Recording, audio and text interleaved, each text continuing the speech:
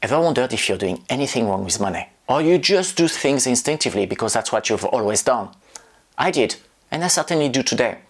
That's why I decided to look back at what I've been doing 10 years ago, 20 years ago, and compare to what I'm doing today, and see what progresses I've made to bring me to the relatively stable situation I'm in today. And I didn't do it alone. I did quite a fair bit of research and realized I still have a lot of progresses to do. I'm not perfect. I want to share my findings with you so that you avoid my mistakes on your way to financial stability. And I find 8 habits that are better to avoid. My name is Yoram from Economia. Welcome back to the channel. When I was younger, I used to hang out with a lot of friends who were working in finance. They were making a lot more money than me. And I didn't realize it at the time. We were going to clubs, restaurants, and spending quite a lot of money. And to be honest, I was spending much more money than I should. I never went broke, but it was really borderline. Later I realized that I should learn to say no and do not spend so much money because I just didn't have the means. Actually, later in life, I really liked my gadgets, and I still do. And I started buying mobile phones, smartphones, and they come out all the time, every year. I was like, should I buy this new one? Should I buy this? And those things are really, really expensive. And actually, we don't need to change those every year. You can keep a smartphone for 2 or 3 years. And you don't need to buy the latest car, the biggest car, or the biggest shoes. Just because so many people are doing it, or we're seeing it on social network. Have you ever been doing that, or do you have any friends like that? Actually, what they are doing is looking good and going nowhere, like Robert Kiyosaki from Rich Dad Poor Dad has said before. We're not living on a social network, it's real life, and all those glamorous pictures and videos, they're just that, made to look good, but they're not the reality. We have to be sure that we're living with the money we have and not overspending. Suze Osman says something really, really smart and very short to make the point. She says we have to live within our means and below our means so we can save money and not overspend. If we don't know how much we're spending, how can we know we're not overspending? Or we're not alone. A large proportion of people actually have no idea how much money they're spending. This is very common these days, and it's also very dangerous. And this is the big word that everybody is afraid of. It's called budgeting.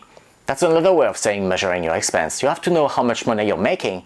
That you probably know. But how much money you're spending and on what you're spending. Because if you don't do that, it's a bit like walking in the dark, hoping not to hit any wall. It works until it doesn't. So to avoid that, budgeting is really important. And these days, it's really easy. You have so many free apps on your phone to do that. You connect your bank accounts and all your other banks and credit cards, and you know how much you're spending. And it usually automatically puts it into categories. So it's very easy for you to see if you're overspending and where, and you can after reducing. It's not the most glamorous thing to do, it's not always fun, but it's really useful. If using apps is something that's a bit too complicated for you, you don't want to start first, and you really don't know where to start. I actually put together a video some time ago that I'm linking down below that explains all the steps, and there's even a free budgeting template there that you could use to give yourself a head start. We have so many things to pay every month that we are happy even not to forget paying any of them.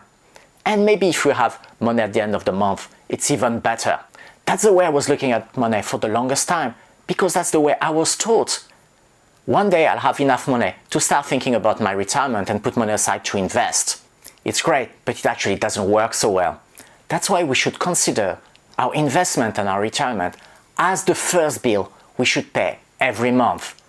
Because this one is the most important, and what's called paying yourself first. Again, Robert Kiyosaki is pushing this one forward a lot, and he is so true. How does it work, you're gonna ask me? Basically, every month when you receive your salary, you shave off part of it from the top. Maybe it's 10%, maybe it's 30%, and you put that aside.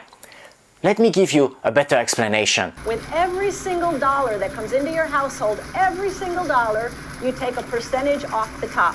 So what I did is with every single dollar that came in, this is when I had very little money, I took 30% off the top. 10% went into a savings account, 10% went into an investment account, and 10% went into a charity or tithing account. Of course, you're going to tell me I don't have 30% to put on the side every month. I barely make ends meet. That's okay. You can start with 10% or even 5% when you know that in the US back in December, the saving rates was 3.4%. Even with 5%, you're going to be ahead of the game. And once you've put those 10% or 5% on the side, you still can live with the 90% or 95% that's left. Have you ever noticed that bad things tend to happen at the worst possible moment? It's like it's meant to happen at that moment. It's really, really worrying. One time I had a flooded apartment, like really flooded. You needed a pump to get the water out. It cost us so much money to find someone who had a pump, get everything out and get everything fixed. Fortunately, I had money on the side. If I didn't have money on the side, that would have been a very, very big expense. And just imagine not only putting the water out, fixing it, and that's for any possible incident. Maybe you have a small car crash. Fortunately, nothing on you, but the car needs to be fixed, or anything like that. If you don't have money on the side, you're going to need a loan, you're going to put it on your credit card, it's going to cost a lot of money, a lot of stress, and much more interest. And actually, we're not alone. It seems that 43% of the Americans do not have enough saving to face a $1,000 emergency. This is really stressful. It's even more nowadays when the economy is not going so well and we're seeing a lot of layoffs. Imagine if you're the breadwinner of the family and all of a sudden your main source of income disappears. How are you going to handle that if you don't have money on the side? That's when we need to think about having an emergency fund. As the name indicates, it's money on the side for an emergency.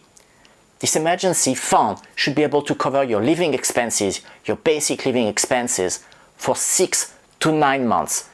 And it should be on the side and never touched, not invested, just put on a saving account. This would give you great peace of mind. How you do that is using what we just discussed, paying yourself first. At the beginning, you use this money to progressively put it on a saving account until it reaches 6 to 9 months of living expenses. And you leave it there just for emergencies. And then you can start investing for your retirement or anything else. We are all super busy. And sometimes we don't have time to do things. So we wanted to leave the house early and get on the bus to go to the appointment. We got so busy we got on an Uber. You wanted to have food but you forget to do grocery, so you order in. Or maybe you didn't have your umbrella and you bought an extra umbrella because it was raining. You didn't check the weather.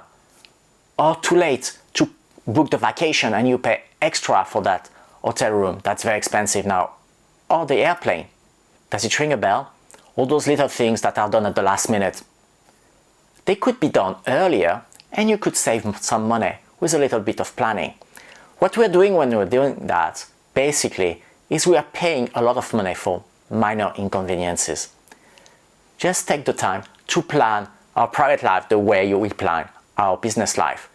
And we would save a lot of money, maybe not this month, but when you consider all these little things adding up every year, and you consider on 5 years, on 10 years, or more, you would be saving a lot of money. And that money could be on your emergency fund, or that could be onto your retirement account. Using our credit card just to get the points, and spending a bit too much money compared to what we should. And then carrying the balance over months and paying super crazy interest rate. Does it ring a bell? Actually, a lot of people are doing that. According to statistics, 35% of Americans are carrying a balance over every month, meaning they're not paying their credit card in full every month. That costs them a lot of money when you see the interest rate at 22.7% most recently in the US, and it's the case everywhere in the world. Don't get me wrong, I love my credit cards. I love the points, I love the possibility of having miles and doing a lot of things with them. But I always make sure to pay for something that I can afford and I pay in full every month. Actually, what I did is I have an automatic wire transfer, so I don't even have to think about it. My balance is paid every month in full. For the rest, what I've decided to do and what I've read in my research as well is for anything that's under $100, I don't use a credit card. I'm using a debit card. And you can always keep the credit card for traveling, for getting some points, or for some important purchases that you have already planned and you know you have money on the side. We don't think about taxes so much, right, most of the time, except when we have to file them like we just did. And actually there's nothing wrong with paying taxes, right?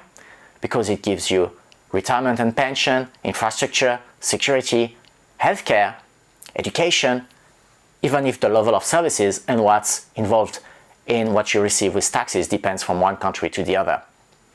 But that doesn't mean that you have to overpay. And by that I mean is paying more than you should. I'm not advocating for doing anything illegal, obviously. But if you just have a 9-to-5 job, you're probably being really, really heavily taxed. Whereas investors, entrepreneurs are less taxed because that's the way the tax codes are made. There are ways, even as an employee, to reduce your taxes. For example, using a retirement account or using an investment account like an IRA in the US or Roth IRA, ISA in the UK or NISA in Japan, where you're shielding your capital gains and other gains from taxes. It's completely legal. Of course, you can invest in real estate, and usually real estate gives you a lot of tax deductions. And giving money to charity is also deductible. There are a lot of ways, when you think about it, to reduce your taxes legally so that you have more money you can put aside or give to charity. I'm not going to give you any tax advice. You should talk with your tax accountant and look what's best for you. All we have talked about doesn't have to be done all at once. It would be overwhelming. It would be a lot of changes. But you can start little by little and not wait all this time. The reason is, if you wait for too long and procrastinate, you're gonna lose a lot of time and potentially a lot of money. For example, if you start putting $400 a month aside towards your retirement by investing it on the stock market, and you start at, say, 30 years old, by the time you reach 60, you're gonna have more than $600,000. If you start only 5 years later at 35, then you reduce by 25 years your time of investment, you're gonna end up with a little bit less than $400,000. Those 5 years make a big financial difference. So again, you don't need to start everything at once, but you need to stop making excuses. Otherwise, you're gonna have to work so much harder to reach your financial goals. So it's worth taking the first step, then progressively the second step, and actually working toward your financial goals. The longer you wait to get started, the harder you're gonna have to work to reach your goals. Let's stop making excuses and let's do this together. If you need any help on budgeting, there's this video. And if you want to know a few things on how to start investing, you have that video. If you like this content or learn something, please give it a like. Do not hesitate to subscribe for more content to come. And if you have any tip or ideas to share with the community, please leave a comment down below. Thank you again for watching, and until next time, goodbye.